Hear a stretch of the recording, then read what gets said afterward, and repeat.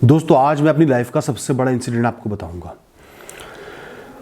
जब मैं love marriage करना चाहता था, मेरी पूरी फैमिली खिलाफ थी, जिसमें लीड कर रहे थे मेरे फादर, जो बिल्कुल ही अगेंस्ट थे।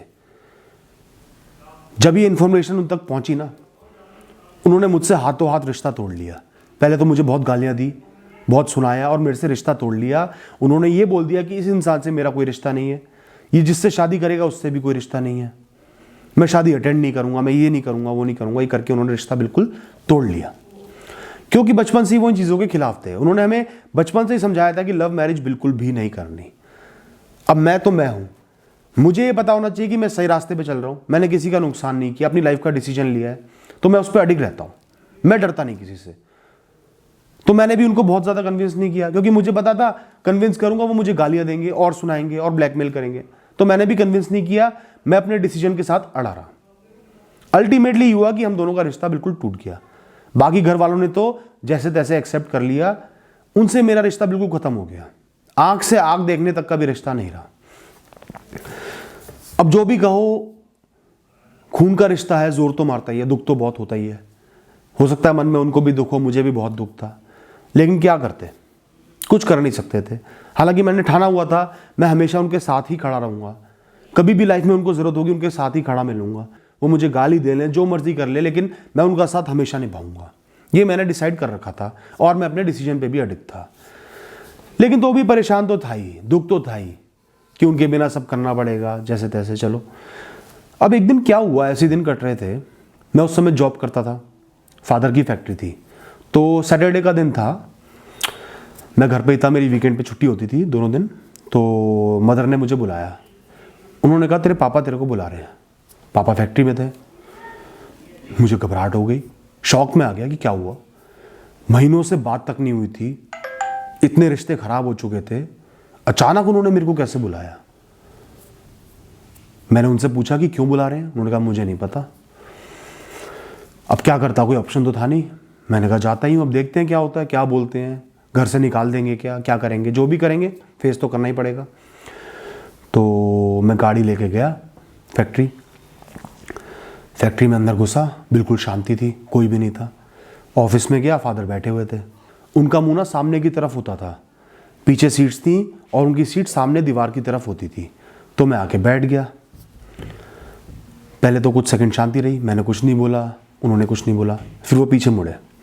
दोनों के बीच में इतना सब कुछ हो चुका था कि मैं उनकी आंखों में देख तक नहीं पा रहा था। उन्होंने मुझे देखा और एक बात बोली। उन्होंने मुझे बताया कि आज से कुछ साल पहले जब मैं ग्रेजुएशन कर रहा था ना हिंदू कॉलेज से, मुझे भी एक लड़की से प्यार हो गया था। हम दोनों को एक दूसरे से बहुत प्यार था, हम दोनों शादी करना चाहते थे। मैंने जब अपने घर में ये बात बताई तो मेरे मम्मी पापा दोनों ने साफ मना कर दिया, मुझे बहुत सुनाया और मैंने हाथों हाथ हार मान ली। मैंने उनकी बात सुन ली और वो रिश्ता तोड़ दिया। हम दोनों ने मिलकर रिश्ता तोड़ दिया और महीनों तक मैं बहुत परेशान रहा। और पता है उस लड़की का क्या नाम था? मैंने उनकी तरफ देखा, उन्होंने कहा उसका भी नाम प्रिया था।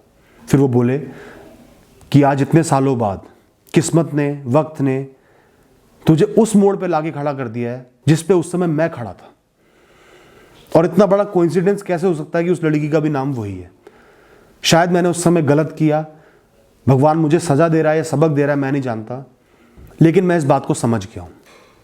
और मैं तेरे से ही कहना चाहता हूं कि मुझे खुशी है कि जो काम तेरा बाप इतने सालों पहले नहीं कर पाया, अपने प्यार के लिए खड़ा नहीं रह पाया, वो तूने करके दिखाया।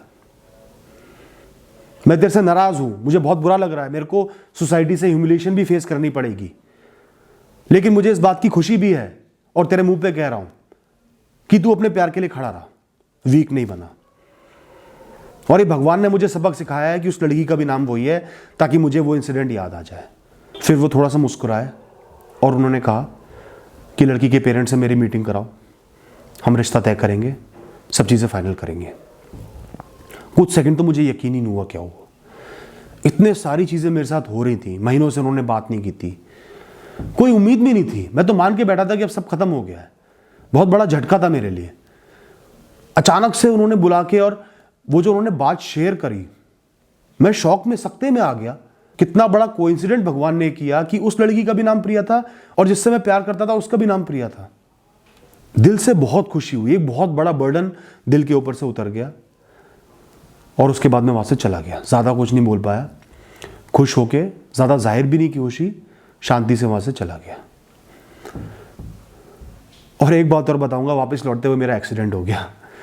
हालांकि मेरी गलती नहीं थी, लेकिन एक एक्सीडेंट हो गया, पता नहीं क्या हुआ। चलो, इतना बड़ा कुछ होता है तो एक बिचका सा लग जाता है ना। तो दोस्तों, मैं आपसे अपनी ये स्टोरीज क्यों शेयर कर रहा हूँ, ये इंसिडेंट्स क्यों शेयर कर रहा हूँ, क्योंकि पहली बात तो मेरे से बहुत लोग रिक्वेस्ट कर रहे हैं, तो मेरा कुछ जा नहीं रहा शेयर करने में। और दूसरी बात, मैं आपको बताना चाहता हूँ, समझाना चाहता हूँ कि चीज़ों को कैसे परस्यू करना है, क्या क्या करना है, क्या क्या सही करना है अपनी सक्सेस स्टोरी से। अब इस स्टोरी से मैं आपको एक बात बताना चाहता हूँ, लॉ ऑफ अट्रैक्शन भी इसमें काम करता है। जब आप एक चीज़ को या इंसान को शिद्दत से चाहते हो ना, रिलेंटलेसली चाहते हो और कोई ऑप्शन नहीं देखते, बस उसी के बारे में सोचते हो, वो चाहिए ही चाहिए, तो किस्मत अपने आप रास्ते बनाती है।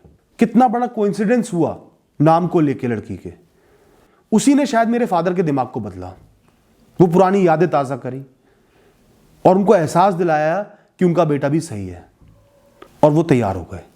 तो दोस्तों, आज अगर आप ऐसी कठिनाइयों में फंसे हुए हो, इतने ज़्यादा परेशान हो, घर वाले नहीं मान रहे, रिश्ता तोड़ने को कह रहे हैं, ब्लैकमेल कर रहे हैं, जो भी कर रहे हैं, आप ये देखो कि आप सही रास्ते पे चल रहे हो, आपने उनको नुकसान नहीं पहुंचाया तो चलते रहो, अपने आप रास्ते मिलेंगे, अपने आप मंजिलें मिलेंगी, अपने आप सब कुछ सही हो जाएगा।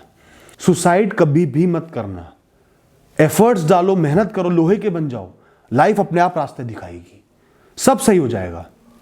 आज आप बहुत ज्यादा परेशान होगे, लाइफ से मन उठ गया होगा, लेकिन दोस्तों, मैं आपका भाई आपको समझा रहा हूं, सब कुछ सही हो जाएगा, बस आप स्ट्रांग रहो, सही रास्ते पे चलते रहो। Thank you.